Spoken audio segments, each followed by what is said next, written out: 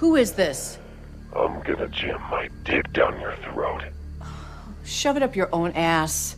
Welcome to Grindhouse Funhouse 31 Days of Horror. Tonight's spooky pick, John Carpenter's Suburban Screams Episode 6, The Phone Stalker. When John Carpenter puts his name on something, it makes news, especially if it's something he directs. Last time he was behind the camera and in front was in 2017 for the Christine music video, which was from his first anthology album, and before that was in 2010 with his last movie film, The Ward, starring Amber Heard. Now he's got a new Unscripted Horror Anthology Series on Peacock, John Carpenter's Suburban Screams, a 6-episode exploration of true tales of terror that took place in seemingly perfect American hometowns. Each episode delves into the monstrous evil that lurks beneath the surface of friendly suburbia through the lens of one frightful tale. In addition to first-hand accounts, the episodes will include cinematic reenactments, personal archives, and historic town press coverage. That was a well-written synopsis from Peacock, and I think it is a great idea. You get to do 6 different stories, do it as a TV series, less complicated than trying to set up a new movie getting made, give the fans what they've been clamoring for, some new content from the master of horror. Easy, right? It's pretty much unsolved mysteries without actually solving the mystery. It's a true crime show with some horror elements sprinkled on top. It's real-life evil instead of make-believe. I only watched the last episode, the Phone Stalker, which he directed, from his couch at home. That's right, that's gonna be a first, and such a John Carpenter thing to do. So it opens with a woman named Beth telling us about her loser boyfriend cheating on her, and then she starts getting creepy phone calls. We're to believe some mad tech genius out there is taking control of her entire life at home and at work through her phone and any electronic devices she owns. He's on the Beth train and he's riding it till the end. Who's doing this? Is it her ex-boyfriend, her male best friend who seems to show up at exactly the right time when creepy things occur? Is it a woman friend who thinks she's moving in on her man? Who knows? Fuck you, Helen. It's probably you. What?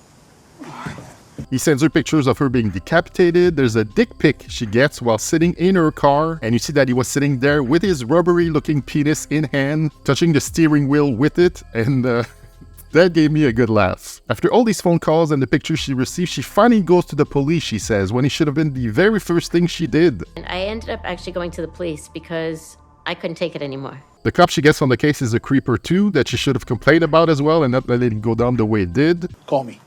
Anytime. Day or night. Don't get me wrong, I feel for this woman. It's terrible having to go through this. But it's the way they're telling her story, trying to make bland entertainment out of it. Sadly, a story we've seen so many times before and done much, much better. As it goes on, she received more pictures and threatening phone calls. And it ends with a shot of her holding a baseball bat while sleeping in bed, and her stalker looks at her through the front lens of her phone. Still out there, still stalking her. The purpose of Suburban Screams is to be scary, right? That is the selling point of the show. It's John Carpenter's present. It's a name synonymous with horror. But why is it so lifeless and dull? Just the look of it too is so bland. It was a 45-minute episode that could have easily been 22. The acting in this episode was rough. It's as if the actors are acting like if the real people in the story would be the ones reenacting their own story of their lives, instead of just doing it like the professional actors that they are. Know what I mean? It's bizarre. The pseudo-horror sequences are so lazily shot too.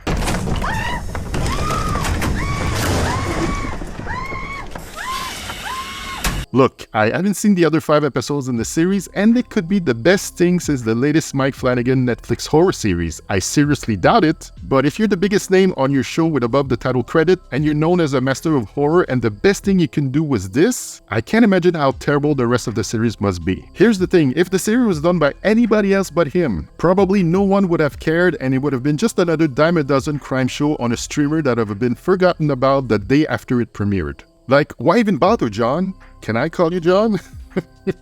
I get that you love money and love to get those checks, but artistic integrity has to count for something, right? If that's the best you got inside of you cinematically to share with the world, just leave it be. Stay retired. Keep doing your music instead. Go on tour. I'd love to see you live. But movie or TV-wise, if you're not gonna bring your A-game, just fuck it. Stay home. By the way, saying all of this doesn't bring me any pleasure. I want to see again the John Carpenter that made Halloween, Escape from New York, The Thing, They Live, In the Mouth of Madness. I love that John Carpenter. Like the man said in an interview promoting this show. Most important things to know about making a horror film is the first is story, second is story, and the third is story.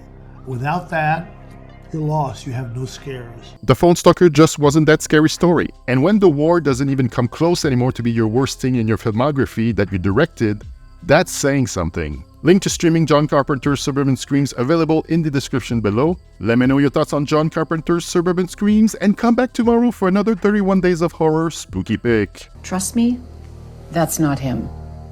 Oh, I see. Ooh.